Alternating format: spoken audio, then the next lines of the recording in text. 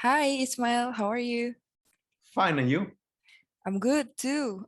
Once again, congratulations on being the winner of our Go Global MBA Scholarship 2022.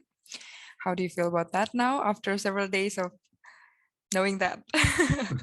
No, I'm really happy. It's still hard to believe, but great. I'm really grateful it happened. Great, great, great. Okay, so we're gonna talk a little bit longer this time.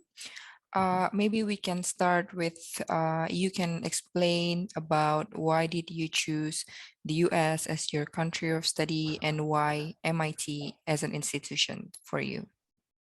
Yes, of course. I think the main reason I chose the United States as a destination for my master studies, I would say there's two main reasons. The first one is that as a country, they have really advanced research lines in terms of biotechnology and bioprocess engineering. So they have this really advanced technical knowledge. And the second reason was the offering I found. I found out that there's several universities that offer dual degrees that combine obtaining a master's in business administration or MBA with another discipline such as master's in engineering.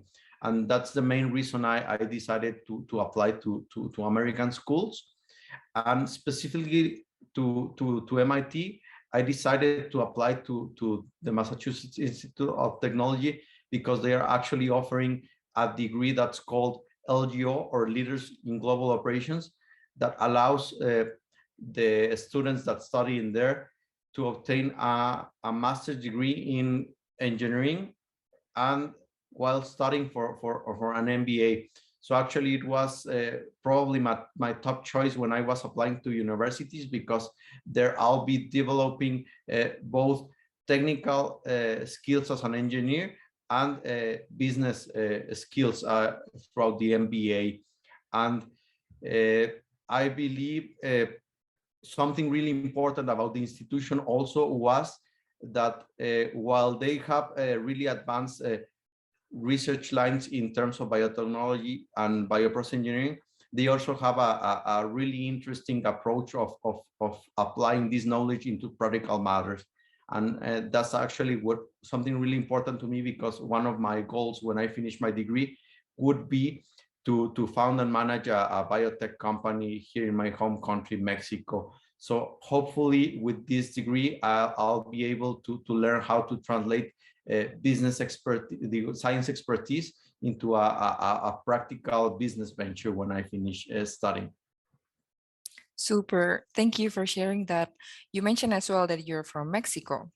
Yeah, I should have started with that.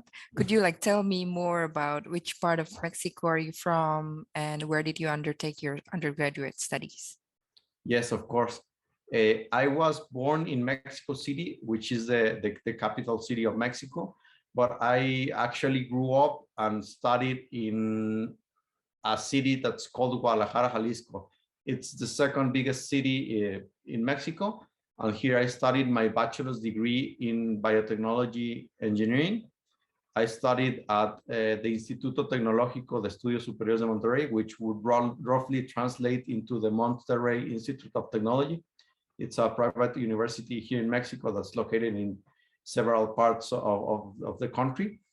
And I actually graduated also obtaining a professional certification in bioprocess engineering. So this is actually the subject I have experience on. I see. Was there any personal background or story that led you to choose your MBA program or your double degree program at MIT? Yes, I actually, like I told you, I have always been really passionate about biotechnology and microbiology. Uh, I remember one time when I was a child, I was supposed to present on a show and tell about my favorite animal. And unlike most other kids who chose, I don't know, a lion, a dog, or other animal, I actually talked about bacteria. And the reason of that is that during dinner, my father, who worked at a pharmaceutical company, once told me that they use this animal or organism to to eat the toxic wastes that were produced in a chemical process that was done to produce medicines. And that was actually magical to me almost. So I was really interested in this kind of organism. So it was no surprise to anyone when I chose to study biotechnology engineering a couple of years later. Wow, so it rooted back when you were a kid, when you were small and very young. Nice. Great, great to hear. And I saw in your CV as well that you've been volunteering as mentor and tutor. Can you tell me more about that? Yes, these are actually two different roles. The first one was as a tutor. I worked as a tutor in an organization that's called Prepanet. This organization focuses on offering flexible high school degrees to students who come from untraditional backgrounds and are unable to assist to a face-to-face or traditional high school. And this started since before COVID made us used to distance learning and distance working.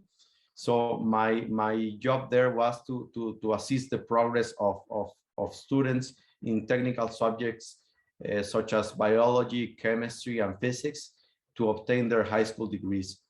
And I did so for 4 semesters when I was studying my bachelor's degree.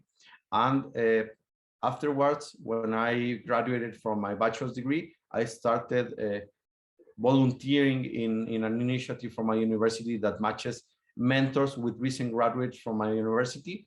And the objective is actually to meet once or twice per month in order to review the aspirations of the recent graduate, their professional goals and their future plans. And hopefully I can assist them with some of the experience I have gathered so far. And I believe these both experiences are related to the same thing, that I give a lot of importance to supporting and meeting people in order to help them achieve their own goals by mentoring. And I think that's really important.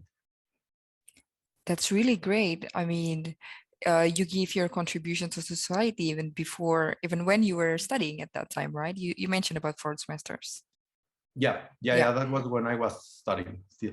Great, great. What about your working experience after that? You wrote as well that you were a team leader at the, let me try to read this, AB InBev Guadalajara Brewery, if that's Yeah, correct. perfect. Yes, AB InBev is actually the biggest beer manufacturer in the world, and they have a factory here in my home city, Guadalajara. And I worked there as a team leader in the brewing department. So actually, I was responsible of the filtering and fermentation operations in order to produce beer. And in that role, my job was to lead teams of 12 or 13 people in order to ensure the operation and to obtain the production goals that were set each day. And I had to care also about security measures, quality measures.